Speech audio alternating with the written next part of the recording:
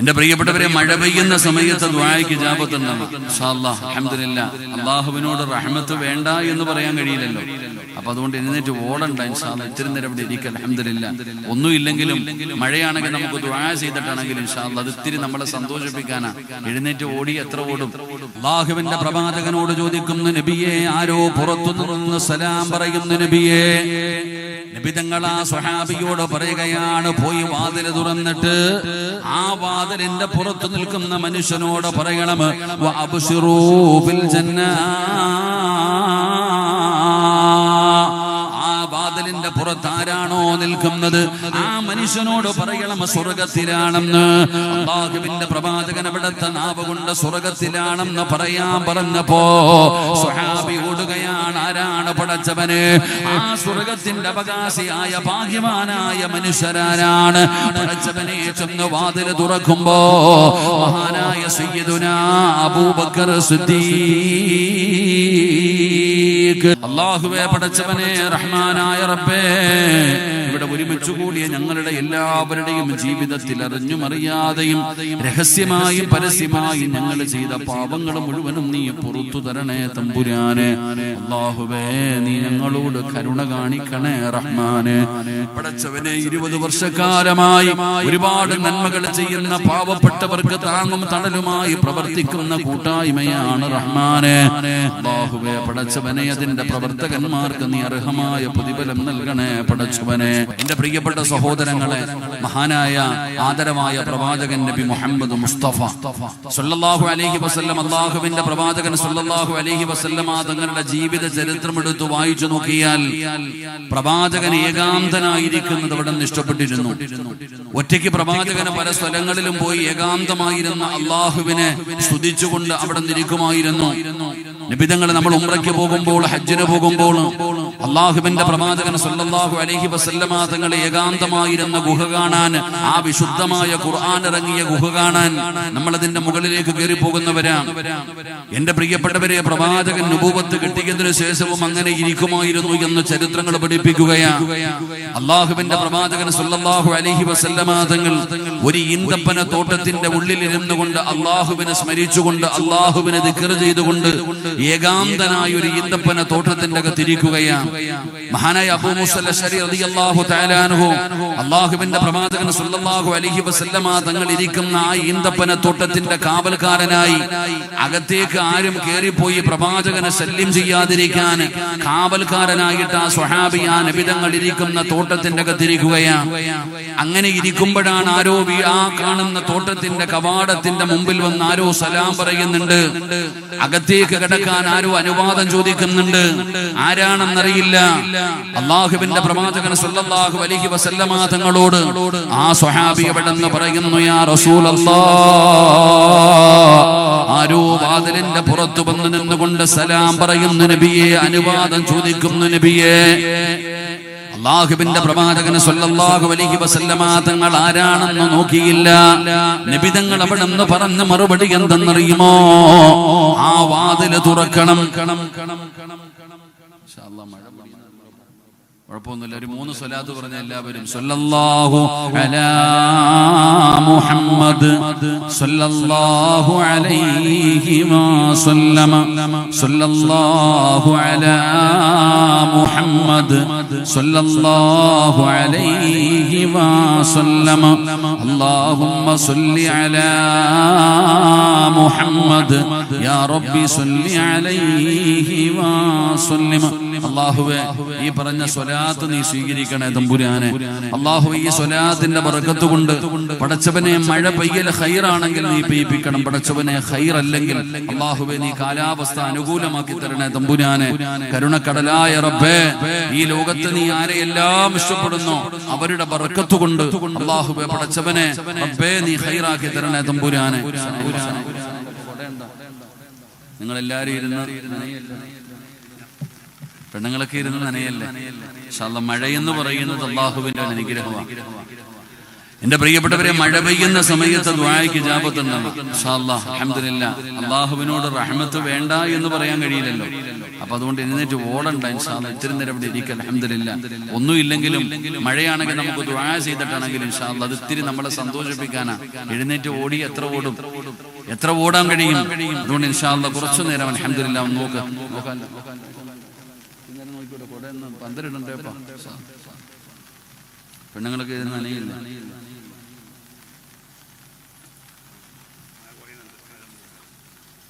നിങ്ങൾ എനിക്ക് കുട പിടിച്ച്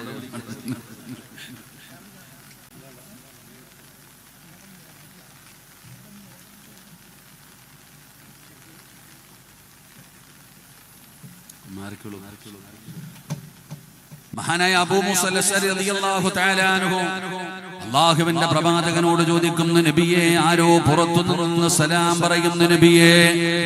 നബി തങ്ങൾ ആ സ്വഹാബിയോട് പറയുകയാണ്, പോയി വാതിൽ തുറന്നിട്ട് ആ വാതിലിന്റെ പുറത്തു നിൽക്കുന്ന മനുഷ്യനോട് പറയണം, വഅബ്ശിറൂ ബിൽ ജന്ന. വാതിലിന്റെ പുറത്ത് ആരാണോ നിൽക്കുന്നത് ആ മനുഷ്യനോട് പറയണം സ്വർഗത്തിലാണെന്ന്. അല്ലാഹുവിന്റെ പ്രവാചകൻ അവിടുത്തെ നാവ് കൊണ്ട് സ്വർഗത്തിലാണെന്ന് പറയാൻ പറഞ്ഞപ്പോ സ്വഹാബി ഓടുകയാണ്, ആരാണ് പടച്ചവന്? ആ സ്വർഗത്തിന്റെ അവകാശിയായ ഭാഗ്യവാനായ മനുഷ്യരാരാണ്? പടച്ചവനെ ചെന്ന് വാതിൽ തുറക്കുമ്പോ മഹാനായ സയ്യിദുനാ അബൂബക്കർ സിദ്ദീഖ്, അബൂബക്കർ സിദ്ദീഖ് റളിയല്ലാഹു തആല അൻഹുമാണ് ആ വാതിലിന്റെ പുറത്തു നിൽക്കുന്നത്.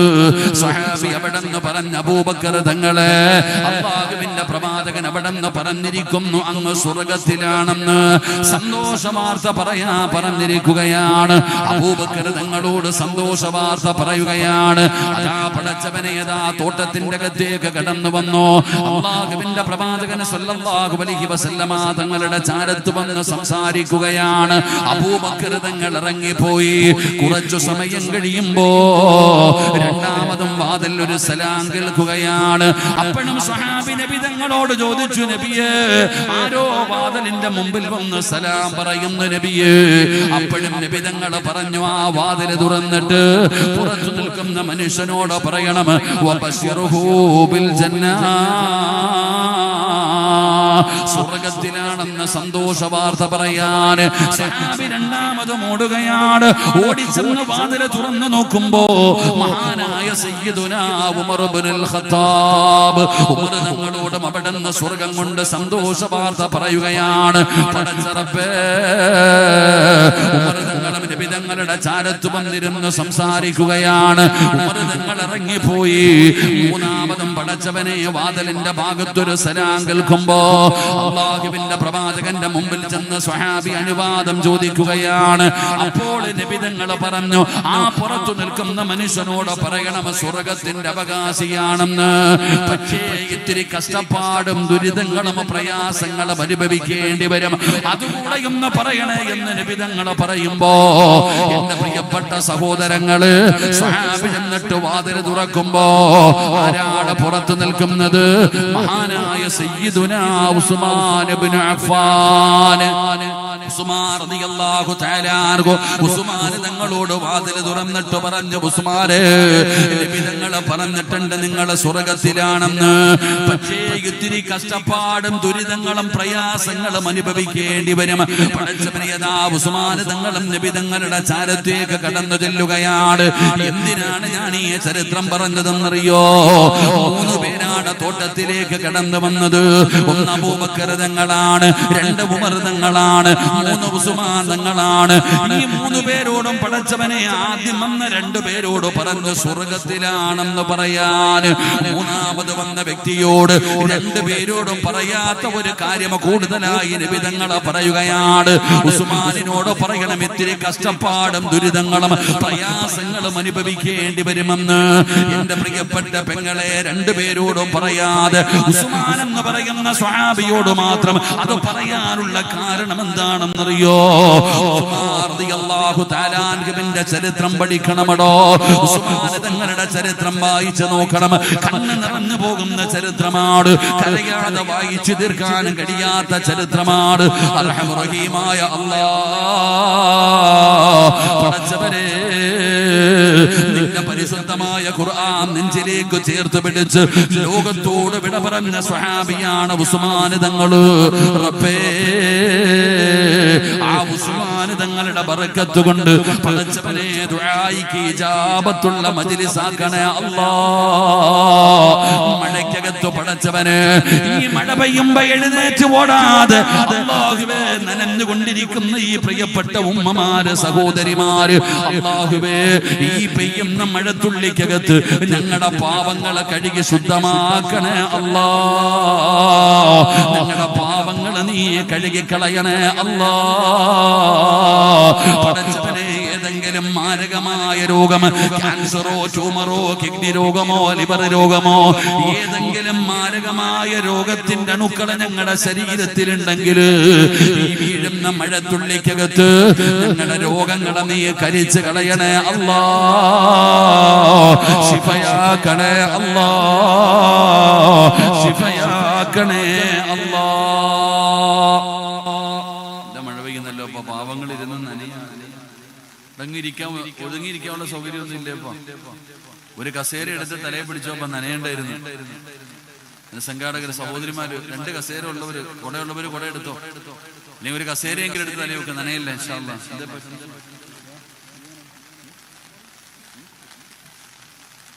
സഫീറ, നിന്റെ കൂടെ ഉള്ള ഈ പാവത്തിനെ കൊണ്ട് കുട പിടിപ്പിച്ചാൽ എനിക്ക് സങ്കടം വരുന്നുണ്ടോ? ഇൻഷാ അല്ലാഹ്.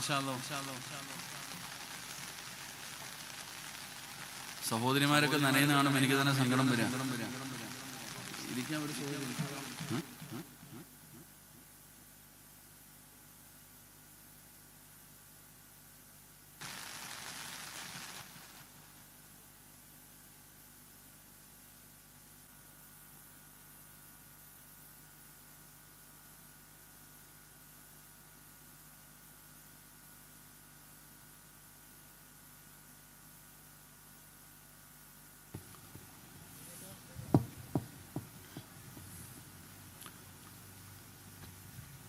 الحمد لله رب العالمين. اللهم صل على سيدنا محمد وعلى آل سيدنا محمد.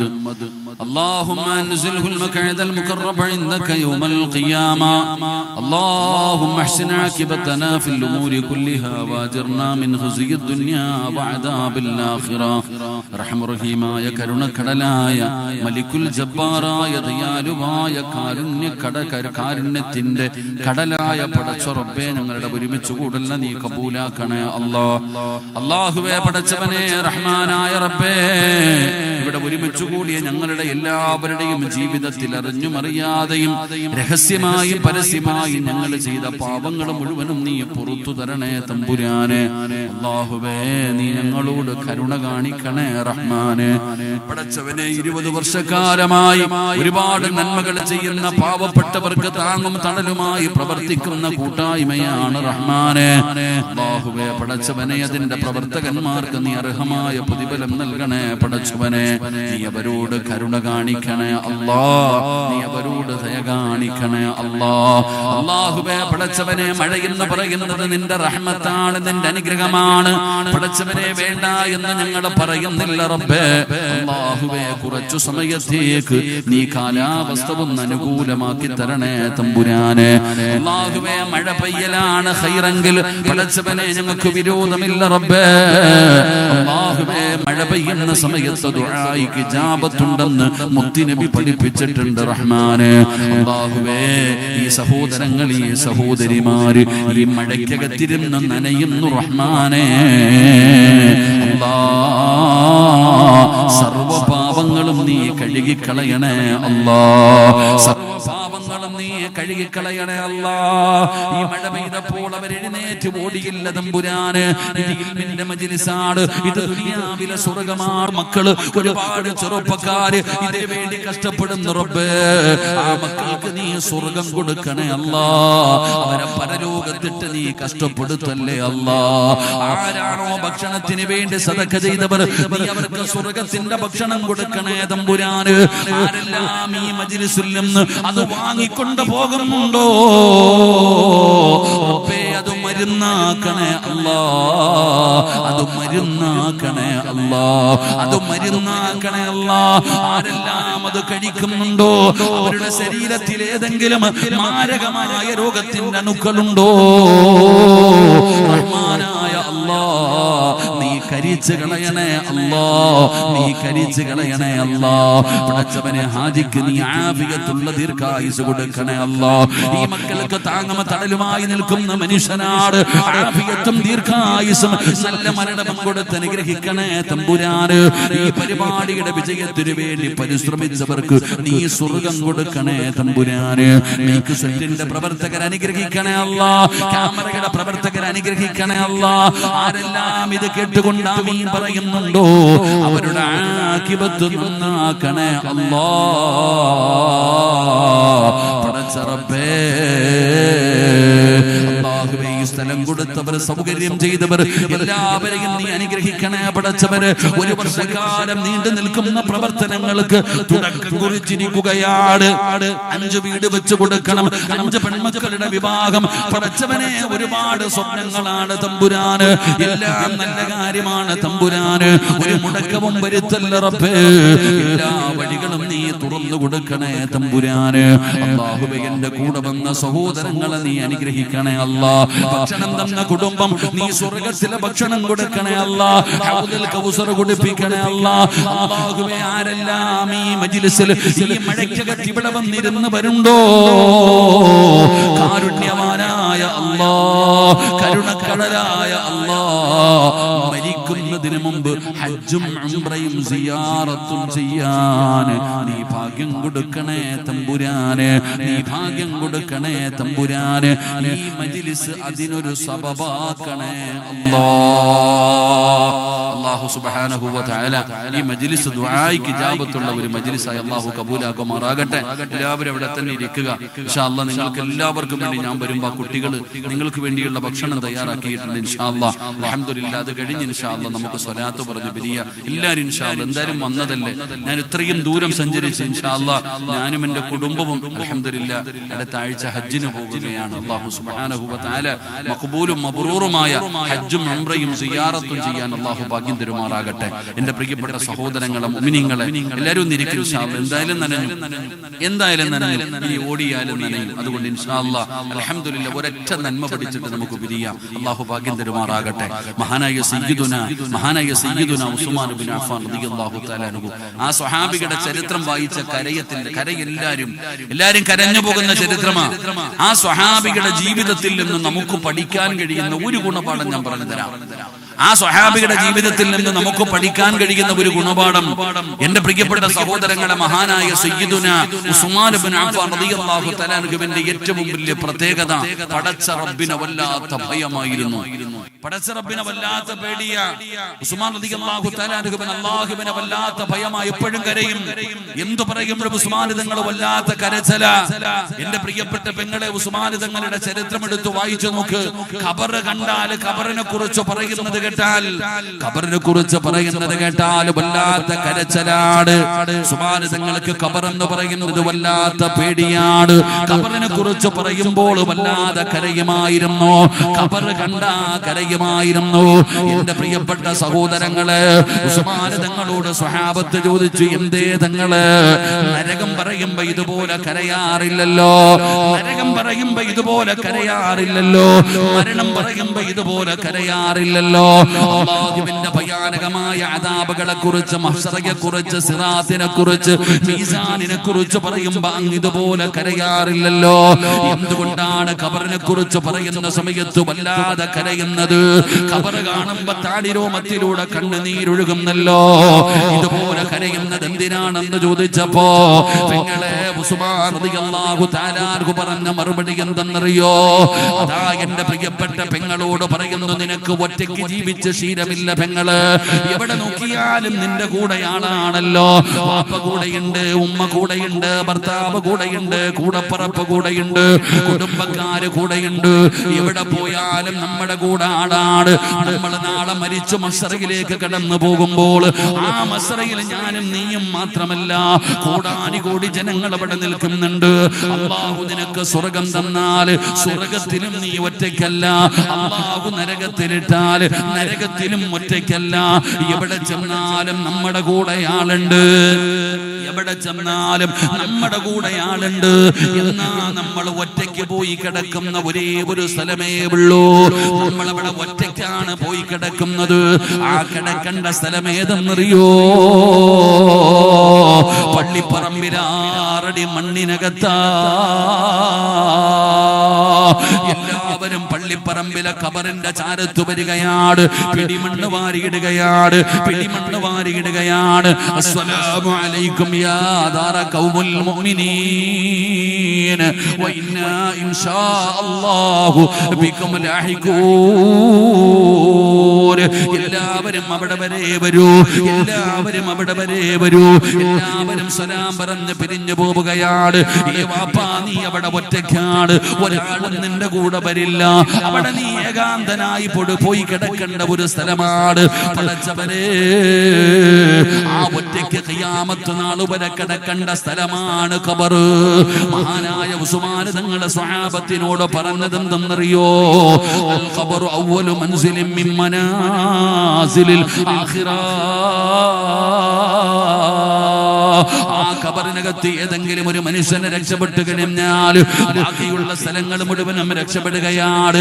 അവിടെ ആരെങ്കിലും പരാജയപ്പെട്ടു പോയാൽ ബാക്കിയുള്ള സ്ഥലങ്ങൾ മുഴുവനും പരാജയപ്പെട്ടു പോവുകയാണ്. അതുകൊണ്ട് ഖബറിനകത്ത് രക്ഷപ്പെടണം സഹോദരാ. ആ ഏകാന്തതയുടെ വീടിന്റെ അകത്ത് പടച്ചവനെ സമാധാനമുണ്ടാകണമല്ലോ. അതുകൊണ്ടാണ് ഉസ്മാൻ തങ്ങളുടെ കണ്ടടങ്ങൾ നിറഞ്ഞു ഒഴുകുകയാണ്. വല്ലാത്ത പേടിയായിരുന്നു.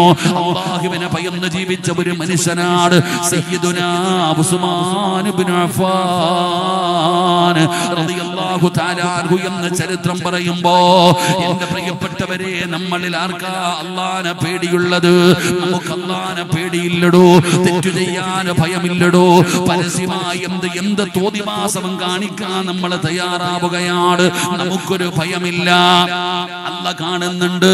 നമ്മൾ മരിക്കേണ്ടവരാണ്. ഖബറിൽ പോയി വിചാരണ നേരിടേണ്ടവരാണ്. ഈ ചിന്തയൊന്നും നമുക്കില്ലടോ. വരുന്നിടത്ത് വെച്ച് കാണാമെന്ന് പറഞ്ഞു നടക്കുകയാണ്.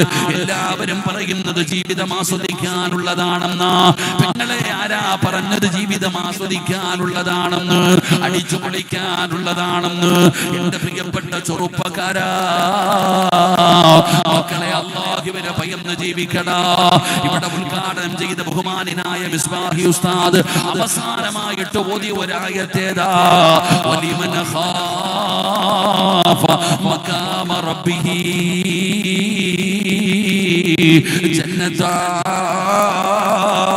ജന്നതാൻ. അല്ലാഹുവിന്റെ വിശുദ്ധമായ ഖുർആനിൽ ഒരു ആയത്ത് പെട്ടെന്ന് പാരായണം ചെയ്തല്ലോ. എന്താണ് ആയത്തിന്റെ അകത്ത് അല്ലാഹു പറയുന്നതെന്നറിയോ? എന്റെ പ്രിയപ്പെട്ടവരെ, ഇന്ന് തെറ്റു ചെയ്യാൻ എളുപ്പമാണ്. ഇന്നെല്ലാം സാധാരണയായി മാറി. ഇന്നാർക്കും ഭയമില്ല. കണ്ടുപിടിക്കാൻ പേടിയില്ല. കഞ്ചാവ് വലിക്കാൻ പേടിയില്ല. വ്യഭിചരിക്കാൻ ഭയമില്ല. പാവങ്ങളൊക്കെ നിസാരമായി കാണുകയാണ്. എന്തും ചെയ്യാനുള്ള ഒരു ധൈര്യം വന്നുപോയി സഹോദരാ. പെങ്ങളെ, ഈ കാലഘട്ടം കാലഘട്ടത്തിൽ തെറ്റു ചെയ്യാതെ ഇതൊക്കെ എങ്ങനെ നമ്മൾ ചെയ്യാതെ ജീവിക്കാൻ കഴിയും? ഇന്നെല്ലാവരും ചെയ്യുന്നതല്ലേ എന്ന് പറഞ്ഞുകൊണ്ട് നിസാരമാക്കല്ലേ പെങ്ങള്. അങ്ങനെ നിസാരമായി കാണേണ്ട ഒരു കാര്യമല്ല. തെറ്റു ചെയ്യാൻ അവസരമുണ്ടാകുമ്പോ, പാപം ചെയ്യാൻ അവസരമുണ്ടാകുമ്പോ, കള്ളു കുടിക്കാൻ കൂടെ പഠിക്കുന്ന കുട്ടികൾ ബിയർ തന്നിട്ട് പറയുന്നു കുടിക്കടാ, കഞ്ചാവ് തന്നിട്ട് പറയുന്നു വലിക്കടാ, എല്ലാരും ചെയ്യുന്നതല്ലേ ഒന്ന് ചെയ്തു നോക്കടാ എന്ന് പറയുമ്പോ അതിൽ നിന്ന് പിന്തിരിയാൻ കഴിയണം ചെറുപ്പക്കാരാ. കൂടെ പഠിക്കുന്ന പെൺകുട്ടികൾ മുഴുവനും വൃത്തികേടുകൾ ചെയ്യുമ്പോൾ, അല്ലാഹു ഹറാമാക്കിയ കാര്യങ്ങൾ ചെയ്യുമ്പോ പെങ്ങളെ നീ അവരുടെ കൂടെ കൂടാൻ പാടില്ല. അതിൽ നിന്ന് നീ പിന്തിരിയ്, അതിൽ നിന്ന് നീ പിന്മാറു. അല്ലാഹു തരുന്ന പ്രതിഫലം എന്താണ്? വലിമൻ ഖാഫ മഖാമ റബ്ബിഹി ജന്നതാൻ.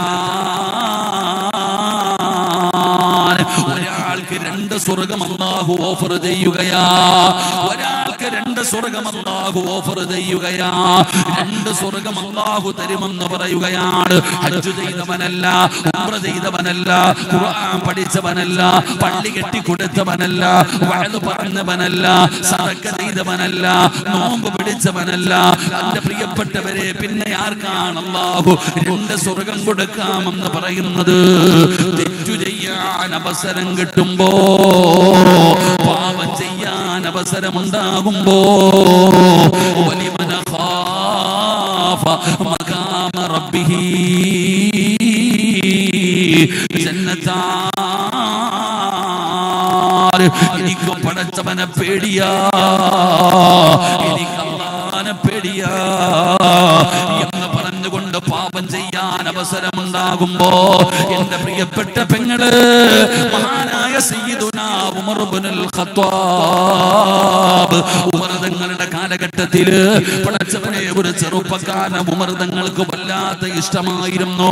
അവനെ പടച്ചവനെ ഉമർ തങ്ങൾക്ക് വല്ലാത്ത ഇഷ്ടമാ. എന്തുകൊണ്ടാണെന്നറിയോ? 5 നേരം അല്ലാഹുവിന്റെ പള്ളിയിൽ നിന്ന് ബാങ്ക് വിളിക്കുമ്പോൾ പള്ളിക്കകത്ത് എല്ലാ വഖത്തിലും ഉണ്ടാകുന്ന ചെറുപ്പക്കാരനാണ് ഉമർ തങ്ങൾക്ക്. അവനെ വല്ലാത്ത ഇഷ്ടമാണ്. ഇവൻ എല്ലാ ദിവസവും പള്ളിയിലേക്ക് നടന്നു വരുമ്പോ വരുന്ന വഴിയിൽ ഒരു സുന്ദരിയായ പെണ്ണുണ്ട്. അവൾക്ക് ഇവളോട് വല്ലാത്ത പ്രണയമാണ്, അവൾക്ക് ഇവനോട് വല്ലാത്ത സ്നേഹമാണ്. എന്ത് പറഞ്ഞിട്ടും ഇവൻ വഴങ്ങി കൊടുക്കുന്നില്ല. പെണ്ണ് പിന്മാറാൻ തയ്യാറായില്ല.